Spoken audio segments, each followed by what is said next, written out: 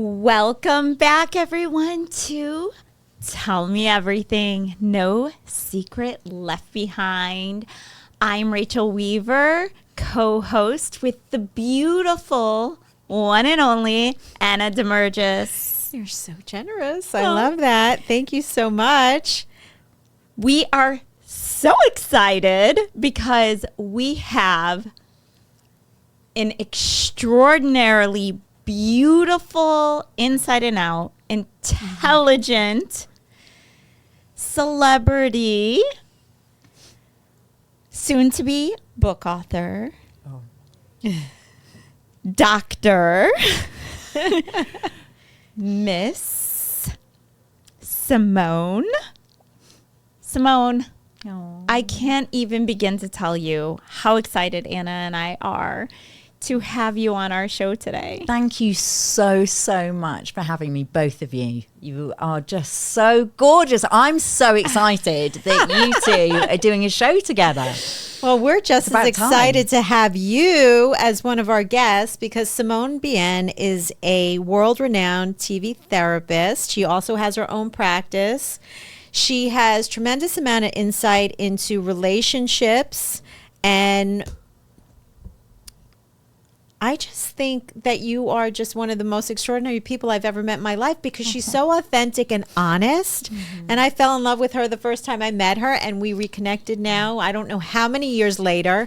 And she messaged me back immediately, so I know right now that we are never going to lose the connection again, and we're going to work together and do great things together. And please tell us how you're doing and tell the audience a little bit about your background and what you've been doing with your career. Well, I started as a TV and radio host, and then it was interesting. I started getting all these dating shows, and I wanted to do something like authentic, right? And thought, hold on a minute, I need to go and train. Now, what happened at the same time was I had a disastrous big relationship, and so that got me into therapy. And at the time, therapy in the UK was not really done, and you know, it was still very hush hush, and people didn't talk about themselves going to therapy. No, yes, people didn't talk. Not only people didn't talk about it, people didn't go, which is so different from how it is now in the UK. And actually, it's footballers, for me, soccer players that are leading the way, talking about mental health, really getting it out there in the, you know, in the universe as such. I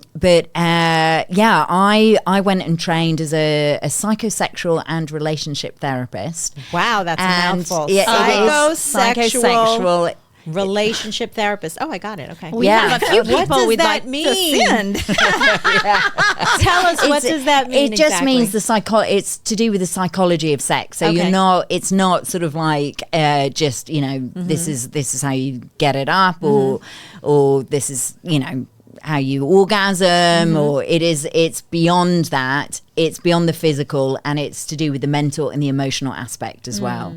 And for me, I bring in the spiritual. Right. So do you think that most people, and I don't want to speak in generalities, but feel awkward about sex? Yeah, because it's something that we don't talk about. Right. And we need to. And girls are very privileged. Men talk about it in a particular way that doesn't do them any good. And they think everybody is having amazing sex and that they are all amazing lovers, when actually not the case. Right. And you know, when they have sexual issues, it's so tied to their identity. And for women, I think that we need to make it more of our identity. You know, it goes beyond our identity. Sure. You know, sex is important. It's, you know, we are female goddesses. Yeah. We are Amen. incredible. And our, you know, what is sexuality? It's femininity. It's an expression of, you know, a side that we don't normally show. And it's so, I mean, did your parents talk to you about sex? No. Absolutely not. Yeah. No. That generation Yeah. absolutely didn't. Yeah. And so if we're something that isn't spoken about, I mean, the irony is this, on this show where you're saying no secrets and everything is, everything is told. That's fantastic because it's the opposite of what was happening when we were growing up. Right. Because we want to be able to express sex. We want to be able to, even a father saying to a daughter, oh gosh, there's going to be a lucky man or a lucky woman one day who's going to really adore you, and God, you're so beautiful. That helps with forming our sexuality. Often we're told, no, go on, cover yourself up, do this, do that. And instead of embracing it. Yeah, instead of embracing it. Yeah. At what age do you think it's important to start to talk about sex with your children?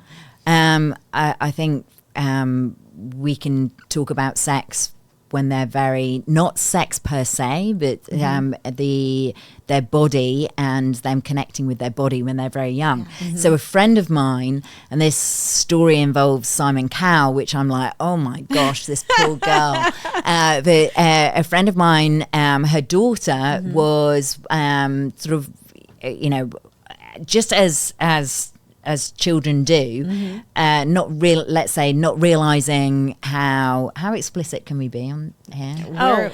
We're telling all. Okay, well, great. Okay, so she was this little girl was touching her body as she was watching the X Factor with Simon Cowell. This is where Simon Cowell came into it. But she was just, playing around, touching herself. And her mum was so good, because she's a very good friend of mine, and we've spoken about this. And so her mum said, oh, your body is there for you to enjoy. That's fantastic.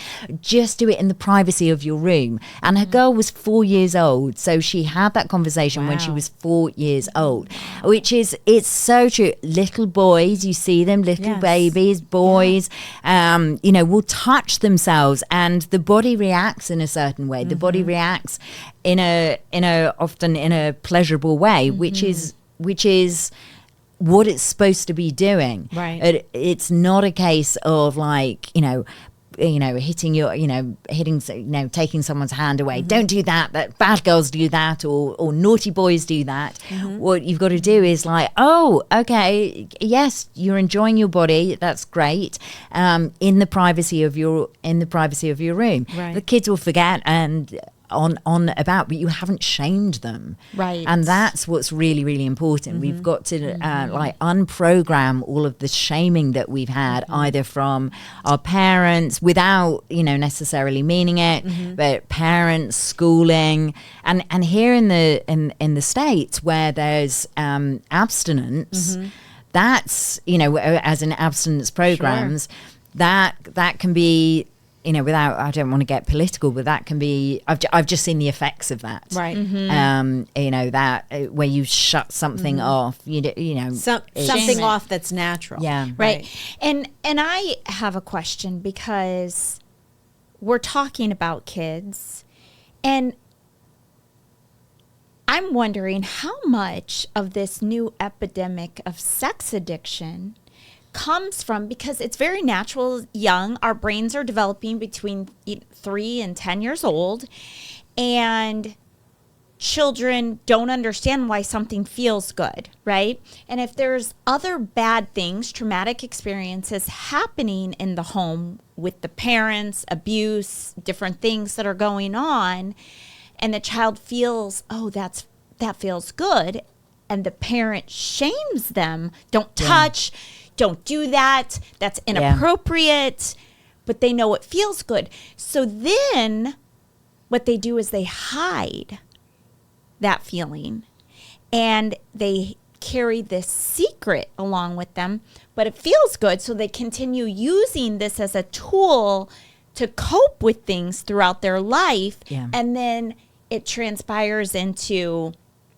they don't understand why it feels good, but then they see a magazine of a woman in her bra and panties, or, then there's pornography, all these things. And wouldn't you say that the unhealthy way of shaming children at that age have led to this new epidemic of sex addiction. Well, it's also I love how you explain that, because it was so perfect. It's also the opportunity. It's also what kids are being exposed to. So not only are they, at home, where there is, on the computer, but it's school. It's and between school kids, it's and them doing things themselves. It is absolutely heartbreaking how young children are exposed to pornography. And so when that's the case, of course that completely impacts their wiring, their ability to form relationships, their ability to have usual, normal and enjoyable, healthy, loving sexual sexual relationships. It really plays, it's detrimental to their ability to be intimate. So I was studying this because I've been deeply affected by this sex addiction. And I found that pornography, or even just, the epidemic of OnlyFans and girls going on video camera. And listen, I'm not here to judge or shame anyone, so I want to put that out there, because I encourage you to feel confident in your bodies. But the accessibility we have is to pornography and what it's doing to kids, and the OnlyFans and things like this. It's so highly addicting. They say that it releases 4 times the amount of dopamine of one hit of cocaine. So there's just this line where it's like, and it's free. Yes, Pornhub. And then we have the problem of trafficking through these websites. So as a parent, or as an aunt or a teacher who start recognizing concerns in kids, teenagers, middle schoolers, how would you as a therapist suggest that they approach that? It's a fantastic question. Now, I don't deal with, dealing with children isn't my expertise. Okay. Because I specialize with adults and couples.